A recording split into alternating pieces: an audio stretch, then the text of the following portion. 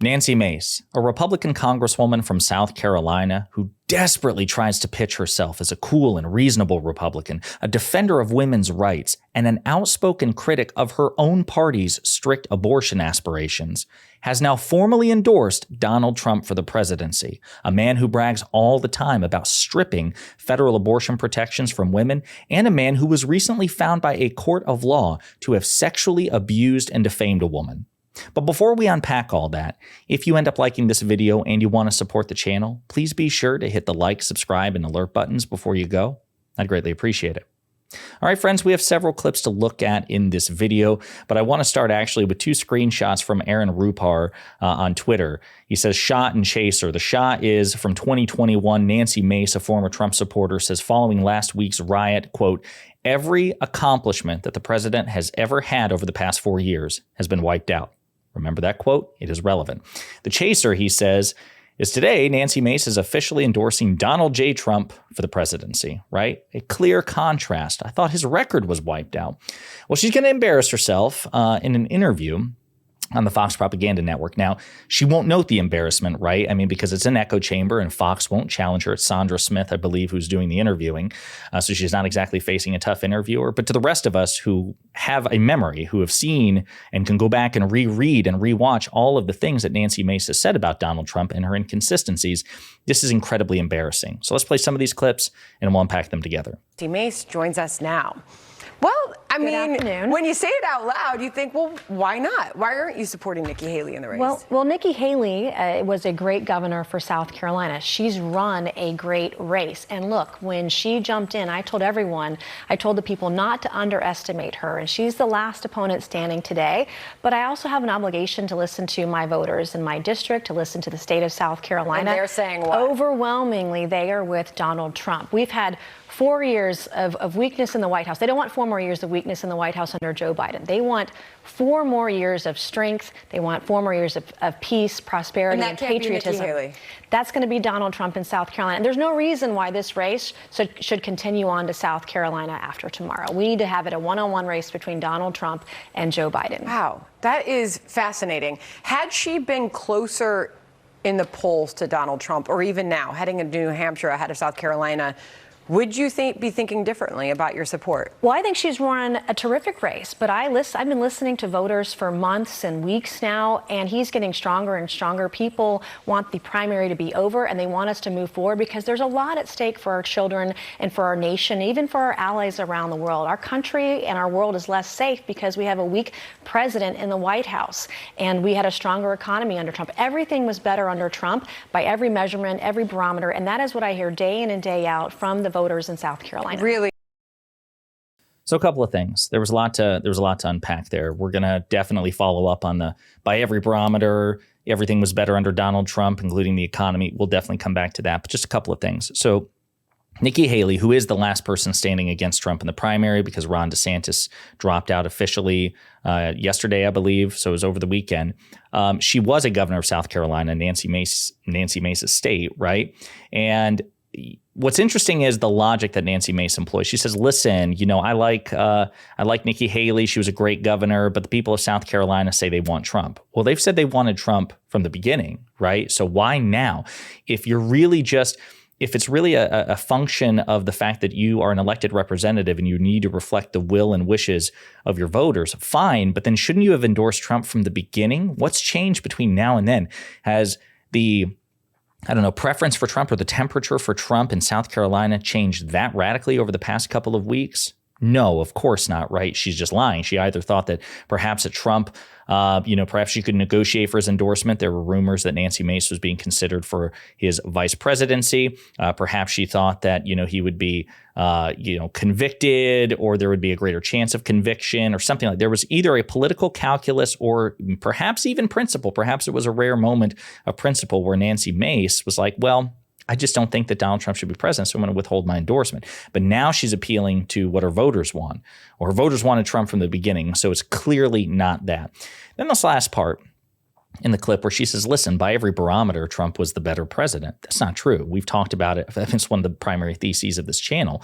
But even on the economy, right? It's just simply not the case. So as David Doney points out on Twitter, Trump would be bragging so much about the 2023 economy that we'd be tired of it. Pick your measure. Even adjusted for inflation, it's better in 2023 than 2019, the relevant frame. Unemployment rate, job creation per month, real GDP per capita, employment to population ratio, real wage production, real net worth per household, for the 50th to 90th percentile, stock market, uninsured.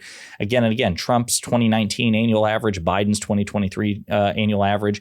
Unemployment rate was 3.7 on average annually under Trump. It was 3.6 under Biden. So some places it's pretty close. Others, not so much. Stock market, for example. I mean, just here's the thing. The fact of the matter is that on every, or I should say most macroeconomic indicators, the economy has been better under Biden than Trump. Trump inherited a recovering, strong economy from President Obama, whereas Joe Biden inherited an economy in the toilet, thanks in large part to Trump's mismanagement of COVID. And if we're going to give presidents credit for the things that happened on their watch without pointing to specific things that they did to contribute to those things, which most people can't do for Trump, well, then again, by that metric, the Biden economy is better. It's just simply the case. And so what's funny is just the sheer revisionist history which goes on, but it doesn't just stop the economy. It actually gets grosser than that. Because again, Nancy Mace pitches herself as a staunch supporter of women's rights and, reasonable abortion laws, and again, just the endorsement of Trump doesn't make much sense. And then we're going to get into her record in contrast to her words. What is it in South Carolina for voters there? What's the priority? Well, in our district, it's the economy and inflation. But in my district, it's about as purple as your blazer. The second issue in line is abortion. And then it's immigration. Immigration is one of those top three issues. But women's issues are going to be really important in the 2024 cycle as well. And that is absolutely the case. But here's again where it's so funny to me. So she says she represents a purple district. South Carolina might overwhelmingly be for Trump, but she lives in a purple district. See how she contradicts herself? Because Donald Trump is not a purple candidate, right? He's not a bipartisan candidate, even if he is the preferred candidate in her district. Why is she going to the extreme? It doesn't really make any sense. And to give full-throated endorsement of Trump as well. So are you representing your state or your district, or does it depend on what's convenient for you at the time? And again, she appeals to women's rights. Donald Trump routinely brags about appointing the justices who killed Roe v. Wade, right?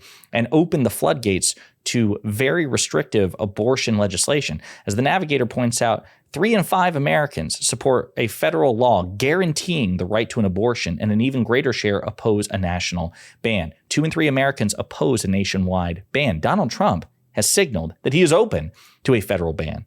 Now, he may not be personally, but all he cares about is winning and staying in power. And there are many, ideologically driven anti-abortion activists in the Republican Party. And so if they managed to send it to his desk, I have no doubt that he would sign it.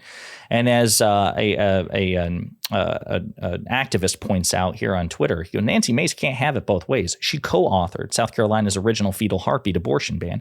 She co-sponsored Life at Conception Act in her first term, and she lies about fictional late-term abortions to avoid culpability. As we talked about previously when we talked about Nancy Mace, her abortion record is terrible, right? I mean, if she is somebody who defends a woman's right to choose with reasonable restrictions, I mean, you look at some of the national key votes and she's become a member of Congress. She has supported anti-abortion laws, the Born Alive Abortion Survivors Protection Act. She has co-sponsored the Born Alive Abortion Survivors Protection Act. She has opposed the Women's Health Protection Act of 2022, which was, an attempt by House Democrats when they had the majority to codify Roe v. Wade protections in the aftermath of the Dobbs decision, which stripped it, right? So it was basically a Hail Mary by Democrats in the House and the Senate to get this thing passed. She voted against it. The Ensuring Access to Abortion Act of 2022, she didn't vote at all. The Women's Health Protection Act of 2021, she voted against it. She prohibits abortion after a fetal heartbeat is detected. Yes, right, which opens to the floodgates again to very restrictive abortion laws. So she says one thing and does another. She's contradicted herself time and time again. It's incredibly despicable behavior. It's one of the reasons why I pick on her as much as I do, because she's not ideologically driven and consistent in the way and dangerous in the way that somebody like Mike Johnson is, for example, or even Jim Jordan. Nancy Mace has demonstrated that she's a grifter time and time again. She'll say one thing, she'll do another. She'll take a position on Monday. It's a different position by Wednesday. just an utter opportunist. And that in its own way is as despicable as the consistent ideologically driven fascism that we see from the Republican Party. She is a different flavor of despicable in the GOP. And I imagine we're going to see more stuff like this as the primary winds down, because I do agree that Nikki Haley is not going to win the primary. And we're going to see more and more stuff like this. People who've criticized Trump in the past, people who have taken staunchly anti-Trump positions, at least rhetorically within the GOP, bend the knee and swear fealty to him because, of course, above all else, they fear this man, and it's a cult of personality. Let me know what you think in the comments.